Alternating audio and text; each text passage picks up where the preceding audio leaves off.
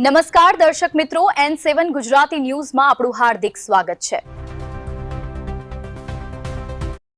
ડભોઈ તાલુકાના ડભોઈ વડોદરા હાઈવે પર આજે નરોડના કામ દરમિયાન ગંભીર અકસ્માત સર્જાયો હતો।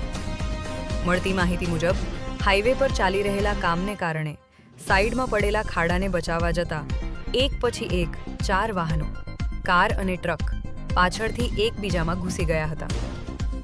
અકસ્માત એટલો અચાનક થયો કે પાછળથી આવતા વાહન ચાલકોને બ્રેક મારવાનો સમય મળ્યો નહીં। આ ઘટનામાં સદનસીબે કોઈ જાનહાનિ થઈ નથી, પરંતુ 3 લોકોને નાની મોટી ઈજાઓ પહોંચી છે। ઈજાગ્રસ્તોને તાત્કાલિક સારવાર માટે નજીકની હોસ્પિટલમાં ખસેડવામાં આવ્યા હતા। અકસ્માતના કારણે 4 વાહનોને ભારે આર્થિક નુકસાન થયું છે। અકસ્માત બાદ હાઈવે પર લગભગ 1 કિલોમીટર સુધી ટ્રાફિક જામ સર્જાયો હતો, જેના કારણે વાહન ચાલકોને ભારે હાલાકીનો સામનો કરવો પડ્યો હતો। સ્થાનિક લોકો અને વાહન ચાલકોના જણાવ્યા મુજબ અકસ્માત પાછળ કોન્ટ્રાક્ટરની બેદરકારી મુખ્ય કારણ બની છે। રોડ પર કામ ચાલી રહ્યું હોવા છતાં કોઈ સૂચના બોર્ડ, રેડિયમ સ્ટીકર કે સુરક્ષા વ્યવસ્થા મૂકવામાં આવી નહોતી।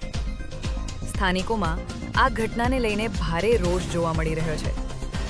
લોકોનું કહેવું છે કે આવી લાપરવાહીના કારણે નિર્દોષ લોકોના જીવ જોખમમાં મુકાઈ રહ્યા છે। આ હતા અત્યાર સુધીના મહત્વના સમાચાર। તો આવા જ સમાચાર જોવા માટે જોડાયેલા રહો અમારી સાથે। નમસ્કાર।